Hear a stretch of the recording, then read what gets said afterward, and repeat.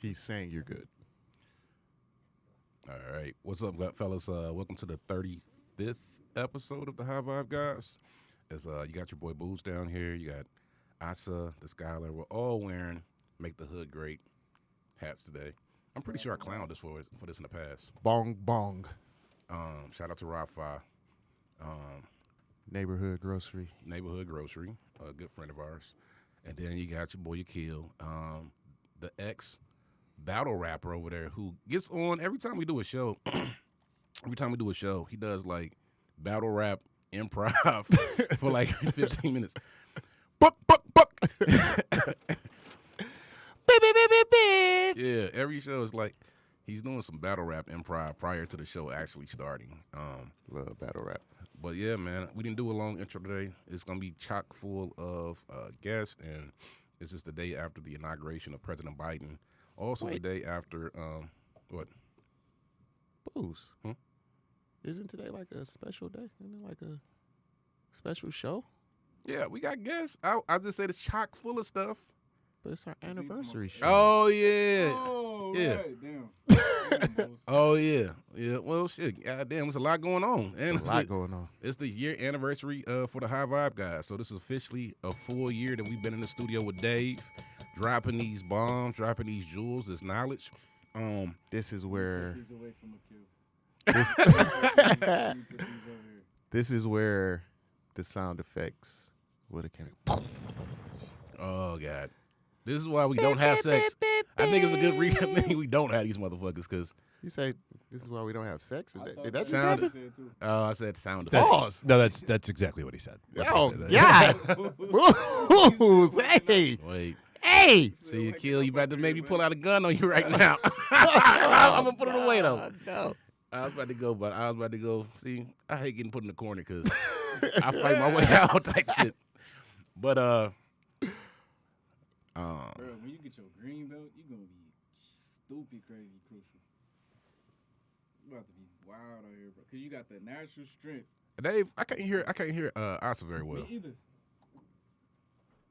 1 2 1 2. Mic check. I thought it was just me. No. Mic check. 1 2 1 2. Should I switch? Mic check. Okay, here we There go. we Oh, go. somebody. Boom. Oh, Mic check. She must have moved the mics when she was in here Okay. cleaning. Gang. There Sorry we about that. go. Wow. Boom. That sounds beautiful. Yeah. We had an episode where, 2 episodes where I couldn't be heard almost at all. And a customer came to me and was like, man, tell the engineer, Dave, I knew your name. Famous. But, yeah, year anniversary of our show.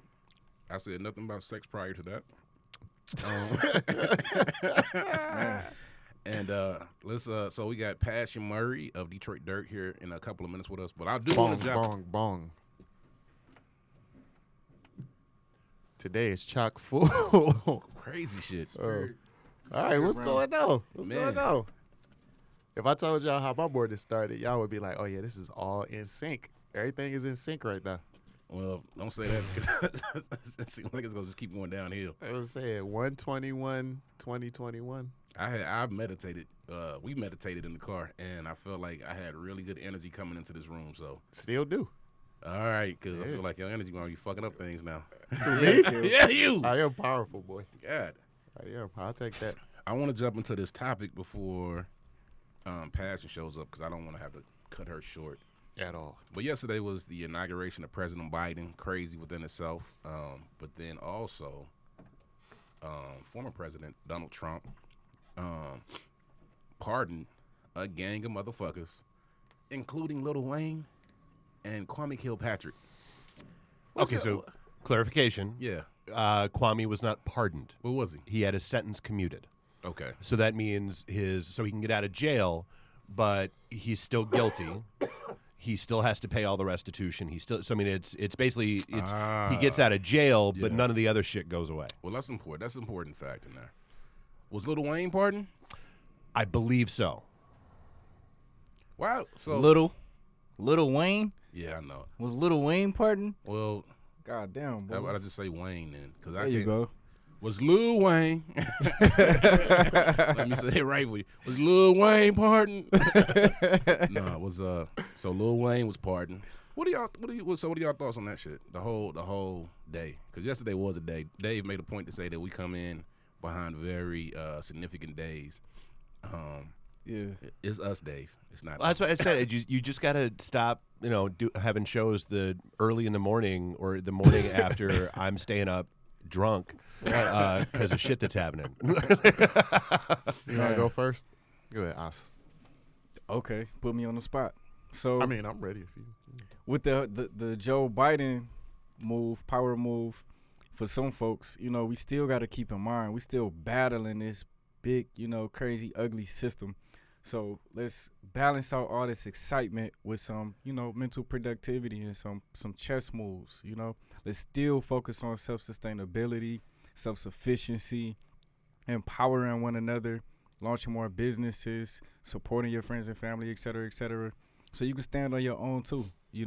It's so many people out here that give you an example of how the government does whatever it does, but yet they still are able to govern themselves sovereignly, right? Without even doing the whole, nationality process, right? They still do it via actions and their relationship with Mother Nature, et cetera. So let's take that, reflect on that and adjust accordingly. Let's balance out the hype. Akil. I'm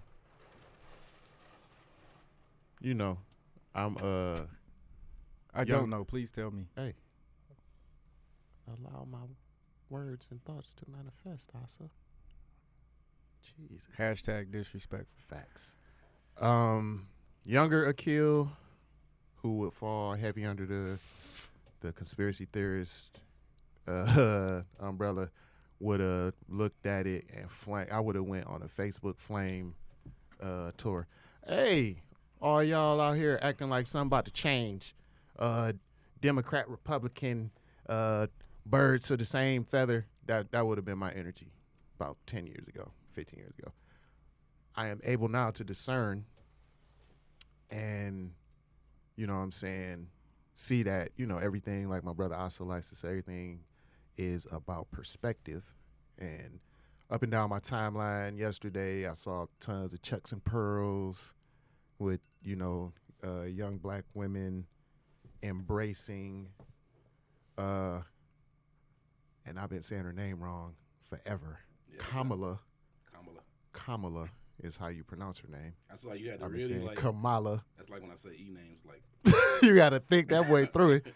It's steps. Kamala, being of African descent, black and Indian, and having that impact felt amongst my better halves, the black woman, I would have to be a complete asshole and just insensitive to the impact that it had on so many people. And I'm aware of how energy works. You know what I'm saying? So little girls were watching their moms excited about seeing this, which put an energy into them. And they got to see a woman that looked like their mom basically having this power to run, you know what I'm saying, or be in cahoots with the dude who runs the most powerful country in the world. And Temporarily. But whatever. We in the present. So in the present is where we working. The other side of me was echoing what our brother Chef Buddha was posting yesterday. I don't want to throw him out there if he don't want to be put on blast, but I mean he put it out there. I know Buddha, he don't give a shit about none of that. But too late, motherfucker. I know, too late. But he put it on Facebook, so he obviously don't care that people viewed it. But it was more along the lines of, oh man, we happy to have another form of oppression. Like that type of vibe. Yeah. I still have that brewing underneath that level of discernment. Like I don't feel like shit is gonna change for the better. I don't think black folks is gonna see, or poor folks, because it's class. Nah, me and this one cat were talking the other day. Like, It's less about race nowadays and more about class. I would say it's always been class. It's just manipulating in different ways. So you don't. It ain't always been about class. It's been. I think it's ways to make it not look like it's about class, but I think it's about me and mine elevating ours, and mine ain't the color. Mine is my people who I want to be the ones elevated, and we shit on the poor people all together. Now we use tools to separate the poor people, so they think they think I'm better than. We had this conversation before. Let me just stop you real fast. Laws were not made to prevent the poor from living in certain areas. Laws were made to prevent black people from living in certain areas. Redlining is a real thing. They didn't make redlining for poor people. Poor white people could come up in the teens, the 1920s and all that. They could come up, get bread, and move where the fuck they wanted to. That was not true of me and you if we came up on a genius invention and we ended up getting bread back in the 20s. We would still have to live in this area. We were not allowed to. So, no, bro, I love you, but that shit ain't always just as black and white as class. Before we go too deep, because I ain't get to get my 2 cents in, because Akil is good for beelining like a motherfucker. What did I just say that wasn't real? I'm talking about as far as I wanted to talk about the inauguration and shit. I ain't get to talk. Oh, my bad. I'm sorry. Yeah. That's what I was about to go. Go ahead. I was just coming to your defense. I was just trying to say both of y'all were correct, to a certain degree. Because at the end of the day, yes, it's class, but the majority of folks put into a particular class might have been folks that look like us, so it might have looked a certain way. But at the end of the day, you know what I'm saying, to Booz's defense, because that's your side of the defense, you have black popes. You also have black kings and queens who participated in slave trades, et cetera, who didn't get the majority. That we not talking about majority. Minority. We not talking about majorities and minorities. We talking about class and the majority of that, or the bulk of that being, looked at as, people who were looking like us, black and brown folks with the power. They might have had agendas, and those things might have came together like puzzle pieces, but I'm not saying race isn't a factor. Class is relevant. Yeah. Both of you guys are saying something that's relevant. Yeah, and I'm not saying race isn't a factor. I don't want to seem like racism wasn't in some people's minds. But I'm not gonna go down that rabbit hole too much, because that's gonna just take us way too far off. Mm-hmm. And I want to speak on yesterday's events too. And in particular, I brought up Kwame. I said his name. Y'all danced around it, boy. Y'all tiptoe all the way around it. Y'all and in the trees. It's like, hey, I ain't talking about what's in the stars right now. Man. I talked about something that was super relevant to Detroit. Don't be scared, because the thing is, man, is I feel like we need to speak on these things in order to. I put in a group chat of mine. I put Kwame. I put it out when I woke up yesterday, and just to probably was more like Asa. I really didn't pay attention to this shit yesterday, and it wasn't like by choice. I was busy. I don't think it's. I feel like was that a low blow? No. You felt like no. What? What you mean? I felt like you probably weren't heavily in tune. Dialed into like the inauguration and stuff yesterday. I mean, I was aware. I was aware too, but I wasn't like. I definitely wasn't in tune with it, so I'm on the same page with you. Yeah, I'm just mad at the jab. That's all. It wasn't a jab. Yeah, like Asa. I just assumed that you were not like, yo, let me dial in the channel, whatever it comes on, and I'm watching every bit of this. And if you watched it yesterday too, I'm not mad at you. Like Akil said, I get it. It was an empowering moment for some people, and for some people, it felt like a good transition. I'm kind of like Akil with that. It feels like a similar transition. It feels like just a changing of the guard type shit. You know what I mean? So, on the inauguration tip, that's how I felt about that. But then as far as the other piece, like I said, I put into this group chat, multiple friends from the city, educated, pastor, mothers, all types of different backgrounds. And it was the most interesting conversation around Kwame. You know what I mean? And it was polarizing as fuck. Mm-hmm. And I didn't have much to say, because I am just not conscious enough of the facts to speak on them. I just want to jump in right now and just say I respect you so much for that, because there's so many people who be yapping ignorantly. And I just wish they would have that particular practice that you just spoke about. So much respect to you, my black African brother. Some things I think are important enough to where if you don't know the facts, it's cool to chill. And I've learned that over in we talked about this, like you speaking from like your opinion and not factual. And I like in this conversation where like I'm watching my friends get riled up, like get off his motherfucking back, and then there's other ones, like, you know what I mean? It seems to be two trains of thought when it comes to Kwame. First one that I'm seeing, is a young black man that got out of jail, and 28 years was too damn long anyway. The other side is, hey man, that young black male stole from me and my family. My mama had to work X amount of more years because this mother stole the pension from the job that she worked at. And there's other stuff to go with that. And it's other stuff to go with that. Oh, this mother was using the Manugian Mansion as a party central, and a girl came up dead one night. And there's other stuff to go with that. And there's other stuff to go with that. So the heavier side is the more nefarious side. The one side that I just kept seeing without like a real backing was, hey man, he's a young black dude. 28 years was too damn long. Somebody compared him to OJ. Cracking up. Definitely wasn't OJ. OJ has spent about 29 days in jail. He spent about a year and a half, but I think we talked about this in the past.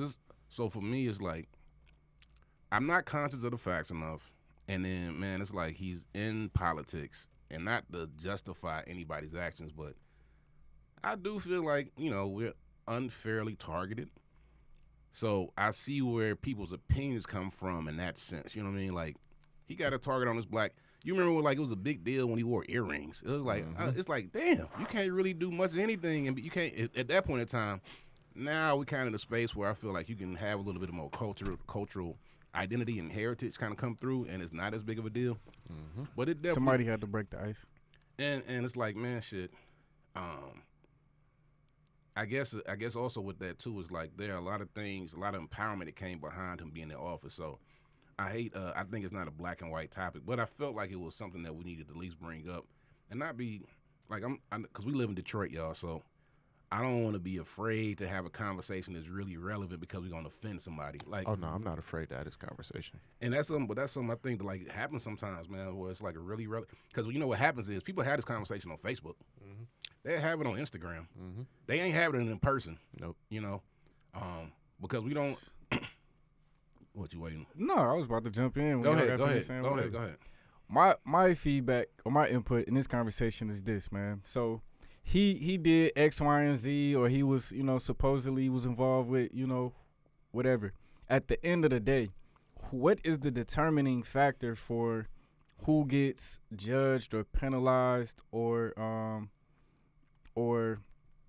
put in a box for whatever the case is? You know what I'm saying? When it comes to being a human being, like how does someone determine how much of somebody's life is stripped away for a said mistake or a choice or a conscious choice, right? Because at the end of the day, we could fill up everybody's hands in here, right? Calling off all names of all types of people behind the scenes, Rockefeller people, you know what I'm saying? Whoever. And they sitting back, feet on the desk on the island somewhere, secluded, isolated, eating fruits off the tree with no penalties. And people they might say something on Instagram, and then, after that 5-second, post is up, then they going back to their everyday life. But then when it comes to a brother who did X, Y, and Z, you know what I'm saying? They pulling out the boxing gloves, and they gonna let this ride for like some months. Hey.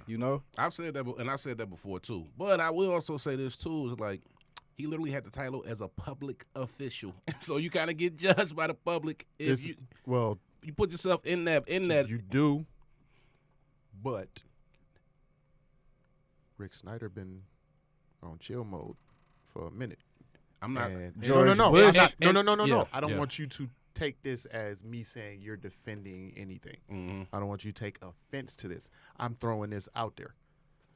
Rick Snyder been on chill mode, and he was like in charge when some real fucked up shit was going on. And that's why I said before though, like, I feel like we as a people get unfairly targeted whenever we are in the and it's kind of one of those things where, like I used to say about Obama, what I respect Obama a lot for is politics I didn't really care for, but he understood that as a black man, it is a big-ass target on my back, and I got to move differently. He couldn't do what Trump did without fucking getting ousted. He couldn't do what Bush did without getting ousted. He might have had some political actions, but how he carried himself and his character for the most part was somebody who was respectable. And I think he didn't have too many actions, like as far as like lifestyle-wise, where you can look at it. Lifestyle? Bro, I done seen documentaries and stuff behind the scenes. Stop. We're not about to talk about that right now.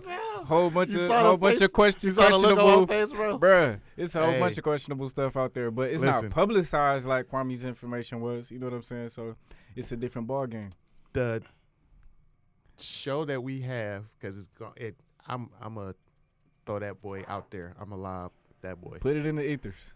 We're gonna have to one day have a show on like presidents, hey man, political figures, and our man's Barack Hussein Obama, cause boy. Anyways, boy oh boy. I mean, so if it's some things I'm unaware of, then yeah, we'll share it after the show is over, though. You know what I'm saying? Behind the doors, because I don't want to get no backlash for no nonsense on here. We want to keep it high vibing. And I'm definitely not like so let me say this too, from what I know of. So I'm not I'm not professing to say, yo, I am a Barack Obama historian, and I can tell you his first shit to where he was in college. I don't like, but I'm just telling you from what was publicized about him and from how I saw him carry himself. Mm-hmm. Okay. I never saw, he always put himself he presented himself in a way that was harder to very polished. Ostracize him. You know very what I mean? Polished. And but this goes back to something my mom said, and it's something that like goes to when you get pulled over as a black man.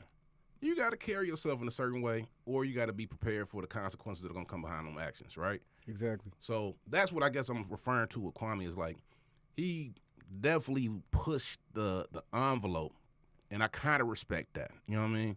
Like, at least as far as like, I should be able to wear some fucking earrings and it not be the reason why you're saying that I shouldn't be in this position. You know what I mean? Like, he definitely pushed the envelope a little bit, and it kind of goes back to that thing about being a public official.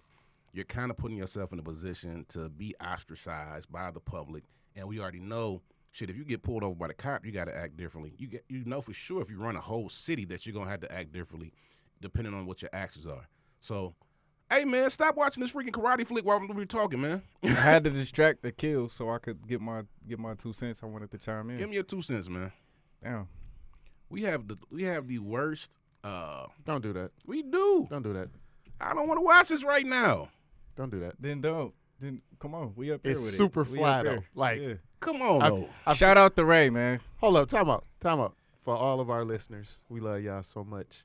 The reason why our chemistry is a certain way is because we like literally like brothers. It's like if we was birthed from the same mom and pops and lived in the same house, we act like brothers. Like Asa is the little brother, Booze is middle, I'm the oldest. Booze, if you don't shut up, we see you on your phone on every episode. I don't hear that shit. Every episode, Booze like, yeah. Oh yeah. So the only episode I was on my phone a lot. Profound words. Only episode I was on my phone a lot Which one, Boo? was when 1 through 32. No, when Dave and the kid decided to have a battle of the geeks on the freaking. You had to Google? I just Trying decided to keep up. No, I decided I wasn't gonna pay attention to the show. I definitely decided doing that show. Conspiracies. I said I could give a fuck less about some Star of this Wars. shit. Oh. I was not trying to keep up. Trust me. I was like, okay, But- IG. Oh, yeah. entertain me. Maybe me and Dave weren't entertained by what you were just talking about. Hey, Huh? man. How about that? Let's get back to what Booze wants to talk about. So Thanks. at the end of the day, if that target is on that brother's back or black brothers in general, what does that say on the flip side? Like Hold up. why is that the case? But wait a minute. Why is he so We just- significant? Hold up. We just argued about how class is like, it's class, right? Because Kwame is in a certain class. He's not in the lower tier. He's in a certain class. So he should have been protected, right? Like the other politicians who Did are you in not his class. You definitely have selective hearing. No, because I've also heard said- everything you said. I said race is also in there as well. No, but you said class was bigger, right? Bro, you. I'm so you're- glad this stuff is recorded. I'm glad too because you're rearranged. I didn't say class was bigger. I said, well, hold on, let me say this. I said class is bigger. He shouldn't be protected. We know that being black don't protect you in any class. Facts. But anyways, let's keep the That you know what? momentum That's on a whole this. that's a whole nother I conversation. can't wait to go too. back and watch this. I I'm gonna can't even- screen record it and send it The to thing you. is, you're saying is you're acting like I didn't say race was a part of it. No, but when we were talking about it, you were saying class was more a part of it. We were talking about it. They're both significant They're at both the end of the significant, day. but one is more significant. And they're no. Because at the end of the day, y'all gonna let me chime in. Y'all gonna let me get. I'm about to say mine, sometimes So I think look. sometimes the way you skew things, it's like what did I skew? bro. It's recorded. It's recorded. I'm going to screen record it, when it record come out revert tomorrow. it. I'm going to screen record it and send it in the message. You said it. I didn't say it. You said it. Akil and Booze. At the end of the day, both of those classification and race, both of them are only relevant in this illusionary, temporary ass paradigm that we live in. Of So course. at the end of the day, they're both. I mean, I'm not gonna say that they both don't matter. You know what I'm saying? It's perception that makes one bigger than the other. You know what I'm saying? they're both created constructs. Exactly. And what I was trying to say is I think classism, that racism was used to kind of mask classism at times. You know what I mean? The idea is that somebody's going to be at the top of this steeple, this totem pole, right? And that we're going to use these different tools, but at the end of the day, you're going to be down there. You know, you're going to be a part of this group. It don't black, white. It don't matter. What's that group called? The 1% or whatever, right? It don't really to them. It's like shit. If you're poor, you're poor. You're not a part of what was going up here. It don't matter what your race is. You're just not getting up here. Facts. Right? So I guess what I'm trying to speak to is that racism is used as a tool to further divide and to create more of a, like he's saying, perception that one is better than the other to them. It's just like it's separating divide at its finest. Facts. Yeah. Right? And what I'm trying to say with classism, man, is like shit. At the end of the day, they just don't want you up here.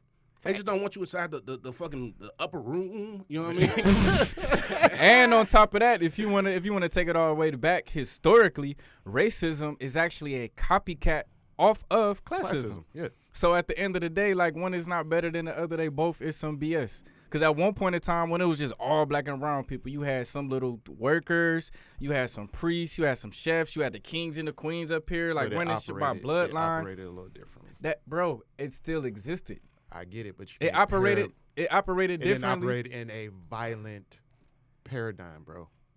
Bruh. It's violence. Okay. Violence existed before whatever. I know you know that, what I'm but saying? it didn't. It might not have been as prevalent. It but might if have you been- have, Y'all- there have been genocides prior to what we Facts. know. You know what I'm saying? Facts. What we've witnessed in the last 2,000 years, I think that's unprecedented in history. in In this, the last 2,000 years, that is unprecedented in history. The way that things were flipped on its head, shit was changed. Yes, that's unprecedented in history. if you want to take it back like just the last 25,000 years, yeah. But I mean, I've seen evidence and different documentation of this same type of phenomena occurring like at the end of different 25,000 year cycles. Like this Recorded right here. etched on stone. Like this right here. Bruh. All right, let's You gotta go send me back that. to the no. This is what we gonna do. We Gonna gonna do our little research. homework, Yeah, we research, gonna bring it back research, to the yep. table, and then we can have our little chess battle, right? I like that. And I if like it's when we too do that. bad, I'll spare you on the air. We You don't ain't even gonna- have to you ain't make it gotta a show. You ain't got to spare me on this one. All right, for sure. You definitely have to spare me on this Anywho, one. anyways, So I wanted to say, back to Boost. back to Kwame, I guess, and just to wrap up that whole little piece, before we introduce our guest, who I think is pulling up. Can we not forget one thing? Because it's the part of it that really makes me laugh. What's that? That basically he got convicted because of his own rule. Well, I didn't know this. So if it weren't for the fact that he passed an executive order that said that all text messages on all government-owned devices must be stored and maintained, Wow. he never would have got caught. Wow. Hey, man. What do you think that's karma? Damn, I'm sorry. I had to put it out there. Karma is cause and effect. So, I Yeah. mean, yeah, definitely. Ooh, damn. Jeez Louise. Ate his own lace cookies. Hey, man. At the end of the day, because we got to balance out, because we be brothers and we be yapping and laughing and stuff, but we got to balance it out with that higher power, high frequency, high vibe ish too. So all of this stuff that we talking about, guys, listeners, we talking to you. Whatever it is, anything that you might be fascinated with on the news or laughing about from people, make sure you're learning from this. Or else, is going to reoccur again and again and again and again until we nip it in the bud via a change in action and decision making. You know what I'm saying? People should be glad to a degree that it's a crackhead in different, neighborhoods. Because now your child or your son or your daughter, they get to look at that situation and you can point it out and say, you know what, son, you know what, daughter, that's what happens when you smoke crack and do drugs. They got a firsthand example. So thank God that person unconsciously, was the sacrificial lamb for that particular lesson. So everybody else could benefit. So let's apply that same situation to Kwame. Anybody that wants to get involved with politics or do something big for communities or whatever, take a lesson, sit down, get your pen and a pad out, and then do something even better, more constructive, more beneficial when you get in that position, right? I like, and I was going to say too, man, shit, even with all of this, it's with our relationship, if a person really, once we have dialogue, it's okay to be wrong. It's okay to not want to defend your point to the ends of the earth because you just want to be right. And it's something we talked about earlier was just the ego too. And I guess that probably somewhat goes to the predicament that Kwame put himself in to some extent, is that his ego, and I think probably his determination to fight against the powers that be too. So I ain't gonna just say it was that, but I was definitely say sometimes put your ego aside. And I think that's one thing as a brothers we kind of have developed over the years or over time is that we try to put our ego aside. So I'm wrapping all that up just in the perfect timing. Ice is going to introduce his guest because he knows her. Is that cool? Sure. Well, I ain't want to put you on the spot too much. Hey, how you doing? So, is that all? Did you want to have some input on that, Akil? Man, You good? Or did your brain just I'm get good. like splattered? As soon as The she walked mind-blown through the emoji. door, the energy was like an orb around her. Hey, man. We Good just Lord. had the episode, like some months ago about the divine feminine energy. It just, resurrected real quick. One more again. So our guest today, everybody, listeners, if you all are seeing all of this stuff, and we'll speak about it a little bit later, but if you all are seeing all this stuff going on with like the food and Bill Gates and all these different folks and Monsanto, et cetera, all we hear about is the bad guys. You know what I'm saying? We see YouTube videos. Oh, my God, they're doing this. They're doing that. They're stripping our power away from us. We have in the room, basically, I call her a superhero. You know what I'm saying? She be trying to, peace, how you doing, brother? You all right? I be like, yep, hashtag, you are amazing. You always going on a praising spree, right? Facts. Because she is one of the pioneers, not just in Detroit, not just in Michigan, on the planet, ensuring that we and our future generations have a better relationship with Mother Nature. We could talk about trees and leaves and your favorite fruit and Dr. Sebi's list all you want to, but none of that matters, right, if you're not taking care of where that stuff comes from, the soil, the dirt, right? So we have right now about to bless the environment. She already blessed the energy in the room. About to bless the mic. About to bless your ears real quick with some profound wisdom. After we ask our mundane questions, right? We have Miss Passion Murray. Wow. Right? Bong, bong, bong, bong, bong, bong. Yeah. Damn, that was a good ass intro. Hey, man, come on, bro. I had to cut it short. He should intro me everywhere. I got you. Swear, that was Sure. phenomenal. So, welcome. Welcome. Thank you. Thank you. Everybody take goddess. a pause. Peace, Peace. guys. Just soak it up real quick. I feel good about like speaking to you, and now I'm nervous. It's like, oh shit, Bro, getting notes like, so, fuck, when you were Yeah. 12. wow. Hey, man. So for those of you who are not watching on YouTube or can't see the visuals, you about to hear the intelligence. Yikes. But if you were here in person, all you would see is Sunlight. sunlight and swag. That's Beaming. it, right? Frequencies. It's like a celestial being just like popped through this boy, bro. Iconing. Hey, man. I feel flyer. I feel Real. flyer. I feel less fly. I'm like, damn, blue jean shirt, Javon, really? I Yo. like this shirt though. Fuck it. So, Now go for it. question. Detroit Dirt. When people hear that name, the average person will just Detroit Dirt. They'll keep scrolling. Those who understand what it is, they are mind blown, like myself, like my podcast co-host, etc. What got you interested in? Can we get a 30-second intro for those who are not familiar? What is Detroit Dirt? If you could summarize it real quick. Sure. Detroit Dirt, it's a closed loop model. It reflects circular economy. So, in other words, we divert food waste from landfills as well as herbivore manure, and we process that and make compost. So, anybody from a brewery that has spent grain, like liquor, to coffee shops with coffee grounds, to any food service provider that deals with vegetables, we can process that and make the best compost, but all food waste can be processed depending on what technologies you use. But the whole goal of it was to tackle the waste issue, waste streams, the food epidemic. We send about over $200 billion of food is wasted annually. Landfills are filled with it, incinerators are burning it. So the bigger picture for me was the direct connection to healthy soil. How we eat, we're a reflection of the soil, but also making sure that we tackle that issue because food waste gives off greenhouse gases, which causes warming. So it's one of the low-hanging fruit of the universe that we can truly tackle and divert that, as well as replenish the soils at the same time. Yeah. Bruh. The first thought that came to mind was Captain Planet. Bro. I was like, what? They should have put her on a TV show. Listen, bro. No, go ahead. I'm sorry. Well, I was just listening to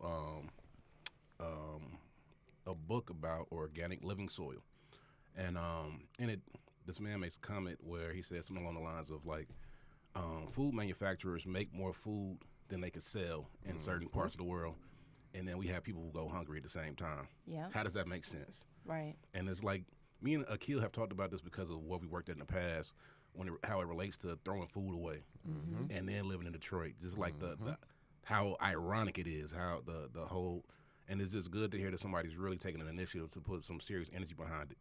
And then there's also a black woman from the city too, because a lot of the times it's not people who look like us. You know Absolutely. what I mean? And I think that's what just levels up the dopeness. We were just talking about Kwame to some extent, and I think also I appreciate that. Not only are you doing this, but you don't look like a farmer. Nothing against looking like a farmer at all. Right. But like you also carrying the swag too, that I think is representative of our culture. So just for me, we do appreciations at the end of our shows. But I guess this is an early appreciation because I just recognize the importance of what you're doing. Thank and you. I think as a collective, we all recognize the importance of what you're doing. We have a lot of urban farmers on our show. We got some coming on afterwards. So that's just amazing to hear. And I guess one thing I kind of put through ASA to you is that how are you making, because we have a lot of urban farms in the city, right? But I don't always see them as being like a real financial powerhouse. You know, like that seems to be like a key element that's missing. And it's like, I tell people all the time, the business is still business. I don't care what you're doing. Sure. You still got it. So how have you made a profit or made this into like a worthwhile venture for yourself? Right.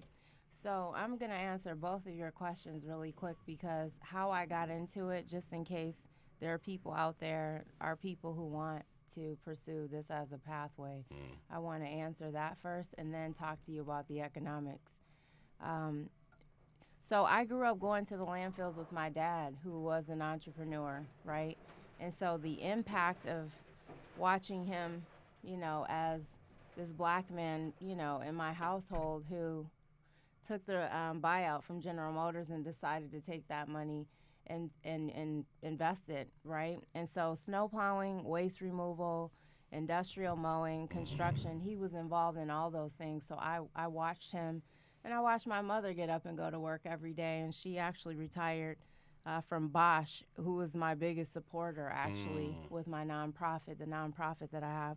But also my grandfather, when I was 5, 6 years old, 1st through 5th, 6th grade, going to Mississippi at least twice a year.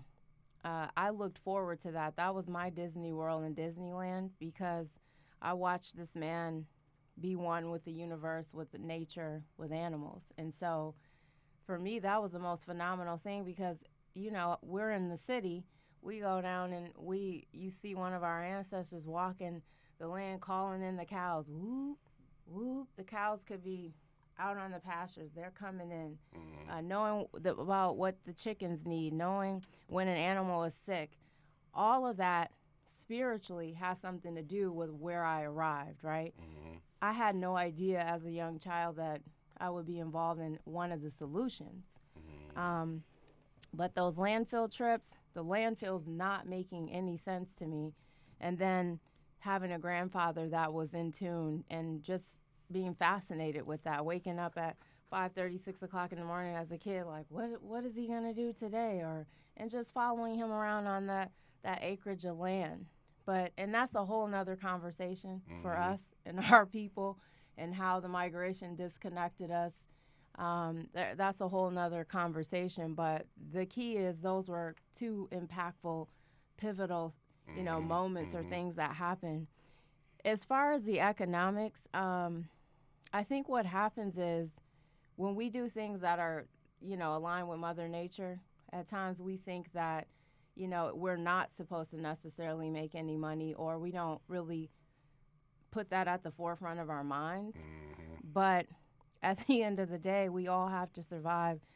And so what happens is you have to have the same tenacity and research, goal-driven time frames and timelines to say, hey, look, I need to know how long does it take to grow this, or what is it going to take to divert this waste? How much is this? What if I sold this on an acre, and you have to do cost analysis and break things down economically too when you get involved in them. That's all that really matters at the end of the day, because you still have to survive. Yes, you're doing something that is conducive or productive for the environment, but if you're growing on 2 acres, you need to find out what the local markets are buying that product for. Or if you're growing a special herb, how many of these chefs around town will buy that special herb or whatever it is that you're growing? So the economics have to be applied to it, because you have to have someone who's going to purchase that, or some type of barter and resource system where you can leverage your resources, my resources, where we're exchanging. But at the same time, I think that we as Black people, because some of us haven't had financial literacy classes, or we haven't had anybody break down the economics for products and whatnot, we just get out here and we start hustling and working, right? But you have to look at the market research. You got to know what's in the market, what's selling. You know what I mean? What can I grow in Detroit for 6 months out of the year? What can I grow for a year? You know what I mean? Because most of these chefs around here who are preparing food, they want to buy locally. Local economies are always needed, no matter where you are in the world. So that leads me to another question there. I always got stories. I went to the restaurant Depot last night to pick up some packaging. I go there every blue moon for whatever. And it's if you own a restaurant, you go to get bulk stuff, whatever, gloves, supplies, food. And it was like a trickle inside of there. And I overheard a conversation between some people, and they were like, yo, the takeout is killing us, right? I was just wondering, how has the pandemic impacted you in that sense then? Because I know the restaurants are suffering, and I know that, you probably provide to a lot of different people who provide to restaurants, back a few steps. Has it impacted you? Based off your fashion, you doing better than ever. Fashion has always been a part of my life, so I could be wearing something that's 20 years old. But I always had a diverse background with my approach to business, so I never really, when people say pivot, reimagine, just as a Black person in America, I've always done that. So I never really fully relied on getting food waste from restaurants or, whoever. The composting is key, and it's essential to our complexities of soils and so many other issues. Healthy soil is important. But the consulting part of this was just as important in my life. 15 years ago when I started consulting and working with community colleges, universities, speaking, I would go around and travel to 30, 40 schools every year. So I didn't rely on the composting for-profit side to really carry me. It was something that I was building out the model But now I'm the chair of the Green Task Force, actually the Climate Action Committee. And so now what I can do is introduce the city of Detroit to all of these different models, right? Wow. So even though I, may have suffered at the beginning of the year with Detroit Dirt, because you're right, food waste was not the top priority. It was sustaining these restaurants and them getting loans and grants to sustain themselves. I didn't really focus in on the food waste as much as I normally do. What I was doing was trying to help food service providers and restaurants redirect as well, you know what I mean, and minimize their budgets. My business partner in my consulting company, Ivy Kitchen and Cocktails, she's on Jefferson, Naya Marshall. And Naya, I watched her navigate and build an enclosure so people could come from the neighborhood, because she's right there by the Berry subdivision. And I watched her pivot in the restaurant business, and yeah, everybody was hit hard. Oh, she opened this year, didn't she?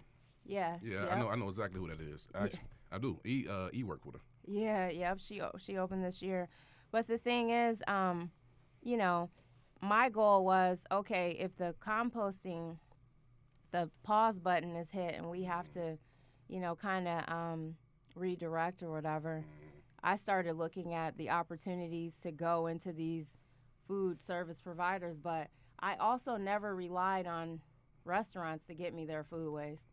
General Motors, in the headquarters alone, there's 26, maybe 30 restaurants. There's catering services. Mm-hmm. You're dealing with thousands of people in one location, right? The stadiums, whomever, I always had a diverse approach. Because the thing is, if you're not multidimensional or multifaceted, you will get stuck in a root in this life if you're depending on one source, right? It's just like revenues and profits. You have to look at what's my value? How do I put myself in an equation where I can make multiple streams of revenue? You're speaking to my soul. I'm trying to leave my job for the past 2 years, every day. Like, man, I need this check, though. God damn it. But you can take a percentage of that check and start putting it in a fund or in a investment, or just in a bank account, and never even look at it. And then when it's time, you just start. And people think that I just jumped off this cliff, which I did, and built the plane as I was falling. I did do that. But I also knew that I had to create pilots, right? I went in the door trying to undercut people like, oh, you use waste management to, divert your waste. Or I'm like, well, I could take your food waste out of your waste stream for $10 every time we show up, or $20 just to get in the door, so I could prove the model and the proof of concept, right? So we have to get really creative. And the way we look with this skin tone, that we definitely have to be the ones that are the innovators, because we're not going to get the same opportunities. And to your point earlier, climate is a very segregated movement. And the truth of the matter is, I'm sorry, and why is that too? Go tell me why. You can't have a resilient movement without people of color. You can't. You can't have a climate resilient movement without the people that are mostly impacted. And the reason why it happens is money. They know.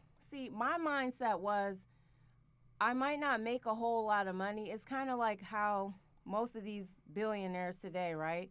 You look at Jeff Bezos, yeah, he was selling books, but he really wasn't thinking about books. He was thinking about the data that he was collecting, right? Because he knew what certain markets, what people needed. I did the same thing. I was thinking about, how do I build an industry? And most people like, an industry? You just skipped over the model? Yes, I did, because food waste is a multi-billion-dollar industry. But the technologies that you can convert energy and heat and cooling systems with, as well as the fertilizers and enhancements that come from that, those are industries. So my mind was, how do I build an industry, or how am I going to be complementary to an industry? It wasn't about the model in the beginning of just making money. It was, how do I survive?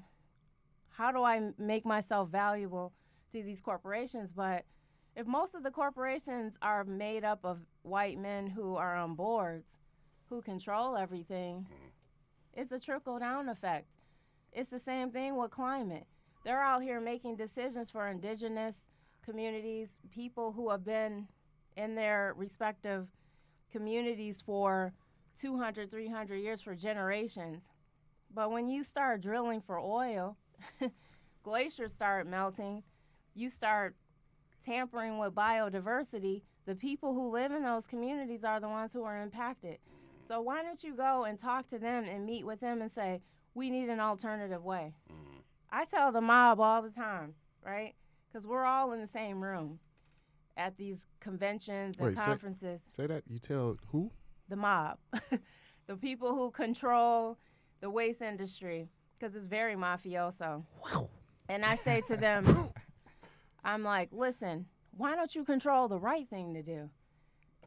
You can still have your control, but if you invest in the technologies that's going to help propel us and accelerate us exponentially, right? If this building's made out of containers, they're building skyscrapers, homes, you name it, and the heating and cooling systems in these new units.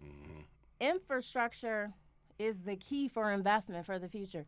We have to invest in clean energy. We have to. We have no choice. Our water supply, our water resources, our food, everything's being tampered with. From chemicals, things that these compound chemicals, everything that they created, we can reverse it, but you have to invest in the things that's going to redirect us. So if you control infrastructure, construction, waste, whomever, why wouldn't you invest in the systems that can build new markets that are tackling the issue? And it's that simple. Go for it, because I can, I got questions. Oh, man, what, bro? Every time you talk, I got like 35,000 questions over here. I'm like, oh, she answered that, and she took care of that, and now that is. Miss Murray, this is a new level of sophistication for Akil. He has his notes written out. Oh my God, this is. I told you, Queen. I spent 2 hours last night alone, like prior to that, because we've been talking about you coming on our show for a minute. Prior to that, I would jump on your IG page, catch out a story here or there. Last night, I was like, I'm just about to Google search Passion Murray. To our listeners, you do not understand how powerful this woman is. And she isn't understanding herself. She's just, not jumping into that bag today. You ain't even talked about how you got invited to the White House. Demo days. Few times. Ford commercials. All these partnerships you have with these huge companies within the city. You've gone and spoken to tons of schools, like you mentioned. And for me, like, I don't have no questions. I'm about to give you all praise, because that's what we do. Like I said, you done answered so much of what I had written out. I have daughters, and I have a 18-month-old that hang out with us a lot. And I want her to follow a path of, self-actualization, like you're doing. What would you tell a parent who wants their daughter to not go into these sectors that we know are controlled by people who don't have good meaning to her or anyone who looks like her? Like, I would love for her to have an opportunity to sit at someone like your feet and pick up all the knowledge and get involved at a super young age. So what would you suggest for a parent like me? Like, what should I get my daughter into? Oh, man, that's a wonderful, and that's one of my favorite questions as parents show up at different conferences and thank me because they're like, you give us hope, and our children, they need to look to someone like you. And that's how my nonprofit even got started. But to answer your question, I think you should start exposing her to learn how to speak different languages first and foremost. the other thing is, I think that mathematics and science, we have to get really creative with our children because they learn differently, and that's been the issue with education systems. They don't create learning environments for our children. They think that they're supposed to all come into a room and sit down at a table and open up a book and apply themselves. That's not reality. Some kid might learn math by building something. Another might learn it with abstract art. Somebody else might learn in a different way. So I think when we start exposing our children to other cultures, when we get them to look at Africa as a continent, and we're like, did you know that this jewelry and this gold comes from this process? That starts triggering science in their mind. When we tell them, did you know how this was grown that you're eating right now? That it started as a seed? The spiritual content or context will come along with it, but it will trigger them and start getting them to think about all of the different facets and dimensions of life. So exposure It's key. is key. Exposure is key. The first country I went to, I was 16, I went to Tokyo, and it blew my mind. And I always, tell these young people when the path that you're speaking about, when they're like, oh, I think I'm interested in law, or I'm interested in biology. And I ask them, well, what are you doing outside of the classroom? Because from a spiritual standpoint, you have to be rooted and see yourself, visualize and have a vision of different things. And I'm talking 3-4-year-olds. Even when I'm in the kindergarten and first grade classes, I teach them about compost. I come back and they're telling me about the soil in the area, the complexities or the soil horizons, right? So if I just plant a few seeds and get them to see the science, the math, whatever, they're going to, the harvest will come in whatever way that it comes. They will metamorphose into whatever it is or manifest into whatever it is they're supposed to. But when I'm going to college campuses and they're like, oh, I want to study biology or law or, and I'm like, why are you putting yourself in a box? How come you can't be multidisciplinary and biology, law, and whatever it is? Because education will put you in a box just like anything else. And I've had parents write me and say, thank you, because my child was contemplating this and that. And then when you told, I was like, stay in school a little longer to get your JD and your MBA. Because the more powerful you want to be, you have to see yourself in that space, but you have action. I always loved Malcolm X because he always talked about action. He was like, I might speak the truth, but I'm telling you things so you can go out and act on it. You know what I mean? Like, it didn't matter how old you were, but to take action, because the more we embrace that and see ourselves in whatever capacity we could possibly see ourselves in and what value we have. I mean, come on, at the end of the day, who birthed civilization? Let me tell you something. You make me sit up straight and listen like a dog. I got to put my ears turned to get some of that shit just now. I swear to God. Yo. I'll take it. You definitely, because we see a lot of profound people or people who might seem like a certain way on the news, TV, radio, movies. You are hands down one of the dopest people alive. But I wanted to, period. No, but. Yesterday, Bulls got Akil's daughter, he mentioned, the 18-month-year-old. He got her a toy, like trying to entertain her. 18-month-year-old? My bad. 18-month-old. I know what he meant. Thank you very much. The profound, intuitive black woman knew what I was saying. Oh, facts. Anyways, we every now and then we get together and tend to our plants and garden and try to connect with Mother Nature, et cetera, et cetera. But she's like, trying to be up under her dad. So Bulls got her a toy, and she kept she didn't even touch. She put it down didn't care about that toy. And she kept running to the dirt. Yeah. So I can't wait to see her at one of your classes when she gets of age or whatever to learn from you. Yeah. That's just something I'm It's a throw out there. connection for. I'm Yeah. telling you, bro. It's a connection. I was that on the same dirt is tip. it's a connection. Yeah. You know what I mean? Because that's us. We're carbon. We're a part of that soil, that black matter. It matters. It matters. Everything in the universe that's holding all of us together, that black darkness up there, that's what that is. I swear that was my next question. Like, what is the significance of soil? Like, Yeah. how people talk about money and this, and not saying money isn't significant, but how significant or what makes soil so significant since man. people neglect it all the time? Can you speak on that? But you just Absolutely. went straight to it. Absolutely. Soil is complex, but at the same time, that same bacteria that's in you is the same bacteria that's in the soil, right? So antibiotics, that microbial community alone, that good and bad bacteria, that taught us a lot about over, since the beginning of civilization, who we were, as far as our diets, what our geography is made up of.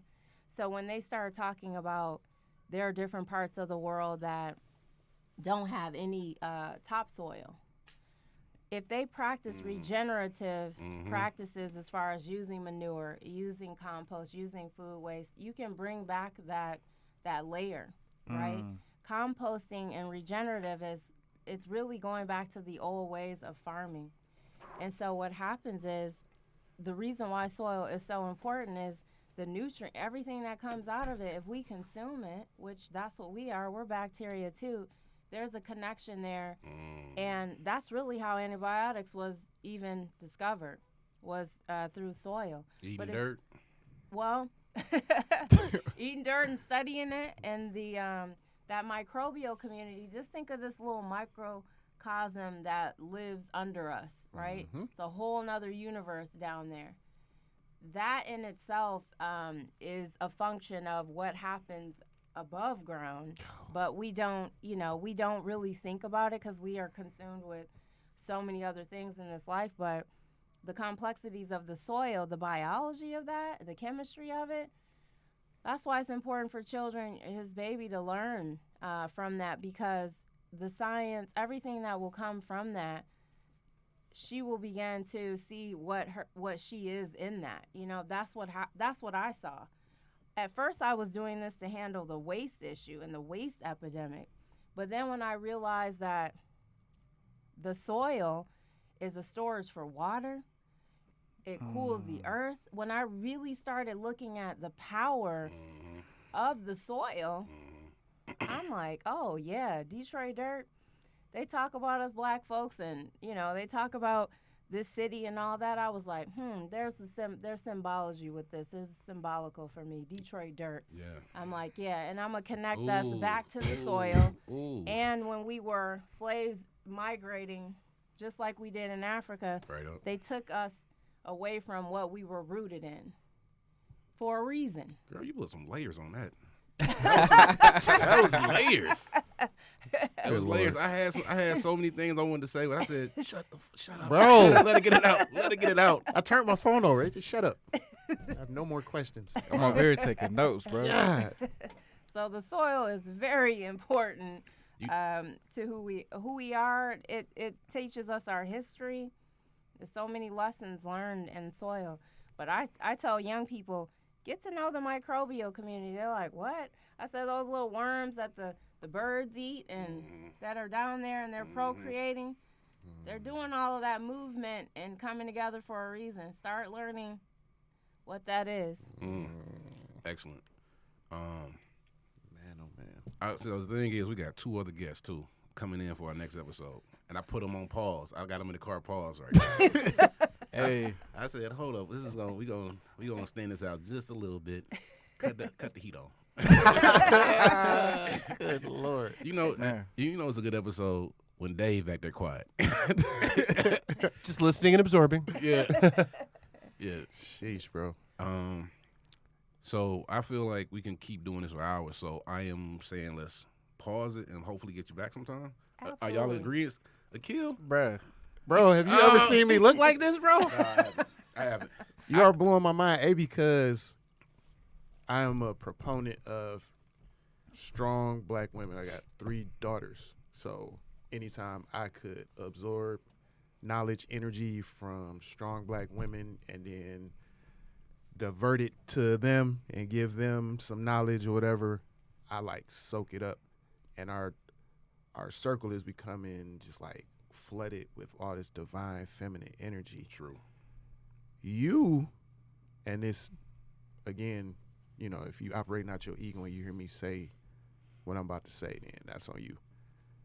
You coming in here have brought to me personally, I ain't gonna talk for my two brothers, some of the highest level energy and information that I'm retaining like instantly. Like the stuff that you're saying like is resonating so heavy. Like, Man, I'm outdone. I'm never speechless. I talk all the time. Well, Yeah. I Jeez Louise. I appreciate you acknowledging that, but again, it's our ancestors. You know what I mean? Speaking through you. I listen. Or if I hear the whisper or say, oh, that's gut or that's intuition, I'm listening to it all the time. If it says go right and go, I might think about it and be like, I don't really want to go right. I want to go left, but I go ahead and go right. And then 2 weeks later, I'm like, that's why I was told to go right. You know what I mean? So I think from a religious perspective, we got caught up into what other people were teaching us, but I think Mother Nature is probably one of the most powerful sources known to man in existence. You know what I mean? And so that's what I'm constantly trying to stay aligned with and stay grounded. I don't want, you know, the egos. I try to stay away from people who have egos, and I try to stay away from even, you know, embracing that, you know. And just like you said, oh, you went to the White House. I did a couple times. I was even sick once when I went, but I drove. This is Michelle and Barack Obama. I have to go. You know, I had a blood clot in my leg and was released from the hospital. Within that next week, I was like, guess I'll be driving this F-150, pick up that compost, go to bed, and get up in the morning and drive to the White House, because every moment, every time we turn a corner, there's something there for us. We just have to pay attention, and it's not to the physical eye. You know what I mean? It's that female and male polarity that you're speaking about. There's a balance, the left, right brain hemisphere, everything, all of it, what we're made of, we all have a purpose. We can either all vibe off of each other and build, or we can get in each other's way. But it's all balance. It's all, you know, being in tune with the universe. You have to open yourself up and you know, be the vessel that you need to be, you know. I mean, we all have purpose. But in society, they tell us, to repress. oh, well, you're not a doctor, or you know what you've done for people just by talking to them about their physical and their diets. You know what you've done. We know. We can't let people who don't understand us direct us. You know what I mean? Good Lord. Yeah. Dave, I'm about to throw this mic out the window. So I'm about to owe you however much this mic costs. It's like, you know, the running comment. You know who does mic drops? People who don't buy mics. I know, right? You say this was $1,400. Oh God. Yo, I appreciate you, brothers, because the energy was powerful when I got here too, and you know, Asa is my brother. I have so much love for him and his mother, and I've been praying for the family, for the loss. thank you. Absolutely. I love you. Your mother was rooted in the spirit, and it carried over, and you went in whatever direction. You're going to go in so many different directions. You haven't even tapped into your potential yet. But you all, I appreciate you. I appreciate my people when they tap into me and say, hey, come and talk to me. Shit. Listen. Appreciation. Hey. Look, I wanted to say something real quick too. This is because, man, and I want you to, if we can briefly introduce you to E, and you probably know Azealia, I believe her name is. She's the manager of D-Town Farms. Probably. But so I want to try to facilitate that as we kind of change over. But man, there was a lot of things I wanted to respond to. I am highly into everything, so it's like I was just listening to something where they were talking about how China desert grew as a result of the practices with their farming. So many things that I just wanted to respond to as you were speaking, but there was no room for it because you kept dropping jewels. At some point, yeah, let me shut up. Yeah. I felt like I was in college and I needed a pen and pad to write down questions to respond. But the one thing you said a lot of brilliant things today, but the one thing that I think I appreciate the most, and we all practice something called Kempo, and it's something called expressing yourself, right? It's a martial art. It's a martial arts, and expressing yourself is a way to, like, as somebody is attacking you, you express yourself in a way that's fluid to respond appropriately, and you fully express yourself from every moment of your life and collected into who you are now, and it bubbles out in all these different facets. And we talked about exposure earlier. You said something just a minute ago about how people say that they're not a doctor. You don't repress any part of who you are, it seems to me, and you fully explore who you are, and you allow that to be expressed fully, and it comes out into the most divine, high-level energy that some of the most divine. I don't want to repress. I don't want to step on anybody else, but Hey. I know. You know you ain't dealing with no egos in here, bro. But Right. energy that we've had in this room, and it is humbling, and it is uplifting and empowering, and it is encouraging, and this interview was everything that I wanted it to be times more. a trillion. Boy. And it was just all based off of who you are and how you come across. So thank you for that. Thank you for honoring us with your presence today. And I'll let Asa have the last words there. Hey, man, they made a straight line in agreement saying what they said about you being one of the most, if not the epitome of the divine feminine energy that they witnessed this lifetime. I just want to finish off that line and make a triangle over here and say on air that this is the first time I have witnessed, because we talk, but not like this, you know what I'm saying? Yeah. The first time I've witnessed this caliber of frequency and vibration from, nothing against the black man. Black men are powerful, but from the black woman, this is the first time I've seen this frequency and vibration and this impact on me since I might have witnessed her like for a 2-hour window in person with Dr. Frances Cress Wilson when she that's my wrote ISIS girl. papers. Yeah. That blew my mind. Yeah. This is the first time my mind got blue like that, and like like with like a little push on that lid. You know what I'm saying? To the Right. next level. Wow. So yeah, Wow. you got some appreciation, some gratitude, and I'm pretty sure our listeners are feeling somewhere around the same way. You know what I'm saying? So What? Yeah. yeah, Very everybody grateful. listening right now, y'all owe us for tuning. For us having this guest right here. That's Boy. called So sponsorship. tap in. Listen. Yeah. Don't worry, I fight for them sponsorships and my value all the time. You know, I finally learned how to say no to certain corporations and people because they don't understand our value. But I appreciate and I'm grateful. And that triangle that you guys are making, I'll reflect the third eye within that. Ooh. Get out the studio. Next You get out of the studio next right time now. We'll shift it in your direction or your direction, and we'll make the triangle. Somebody else will be, that energy. Almighty. But no, I, Dr. Frances Cress. Oh my God, Rosaline. Oh, we have so many ancestors that just blessed us beyond measure. Indeed. But I'm happy that you all blessed me. I was able to be a blessing to you, and I'll be back. Thank you. Oh my God. She That's said recorded. it. That is recorded. We was talking last night like, man, we might have to pay her to come on the show, bro. How much money you got, bro? Sheesh. I wouldn't Indeed. make you pay. I'd make others pay. Oh my God. Thank you, goddess. Of course. Thank you. So- Absolutely. I think we're wrapping up the 35th episode of the High Vibe Guys. Don't look at me like that, fellas. Hey, man. It's our anniversary. Oh, and this is our anniversary show too, our year anniversary. So, Boy. Congratulations. I Thank didn't you. even know that you guys have been around. That's awesome. oh yeah, Is it all right that I did? Hey, do your thing, bro. yeah.